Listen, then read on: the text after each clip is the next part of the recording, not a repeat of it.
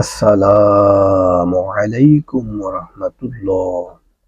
হযরত তালহা ইবনে Ubaidullah রাদিয়াল্লাহু তাআলা আনহু হইতে বর্ণিত নবী করিম সাল্লাল্লাহু আলাইহি সাল্লাম ইরশাদ করিয়াছেন, আমি এমন একটি কলেমা জানি যা কোনো মৃত্যু নিকটবর্তী ব্যক্তি পাঠ করিলে তার শরীর হইতে রূহ বাহির হবার সময় এই কলেমার বরকতে অবশ্যই আরাম পাইবে।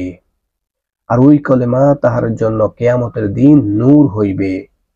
সেই কালেমা হইল লা ইলাহা ইল্লাল্লাহ। এই হাদিসটা আছে ভাই আবু ইয়ালা মাজমাউজ জাওজাইদ কিতাবে। হযরত তালহা ইবনে উবাইদুল্লাহ রাদিয়াল্লাহু তাআলা আনহু হইতে বর্ণিত নবী করিম সাল্লাল্লাহু আলাইহি সাল্লাম ইরশাদ করিয়াছেন, আমি এমন একটি কলেমা জানি যা কোনো মৃত্যু নিকটবর্তী ব্যক্তি পাঠ করিলে তাহার শরীর হইতে রূহ বাহির হওয়ার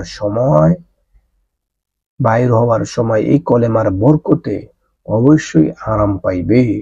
আর ওই কলেমা তাহার জন্য কিয়ামতের দিন নূর হইবে। সেই কালেমা কি ভাই? লা ইলাহা ইল্লাল্লাহ। হাদিসটা আবার পড়ি, আশা করি আপনারা মনোযোগ সহকারে আমলের নিয়তে শুনবেন, ইনশাআল্লাহ এতে আপনি ফায়দা পাবেন।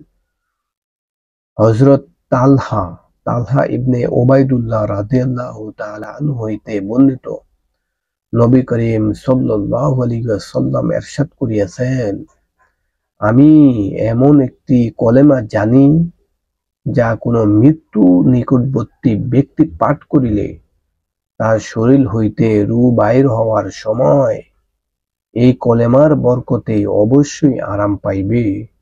আর ওই কালেমা তাহার জন্য কিয়ামতের দিন নূর হইবে।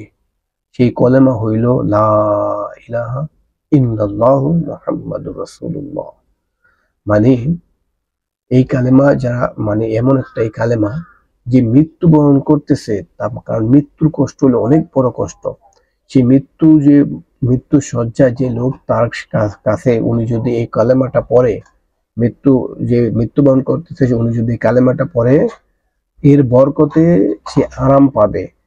হ্যাঁ, এই যে কি শরীর হইতে রূহ বাইর হওয়ার সময় সেই কালেমা অবশ্যই আরাম পাইবে। হ্যাঁ, আরাম পাইবে এবং এই কালেমা তার জন্য কিয়ামতের দিন নূর হইবে। আল্লাহ হাফেজ। আসসালামু আলাইকুম ওয়া রাহমাতুল্লাহ।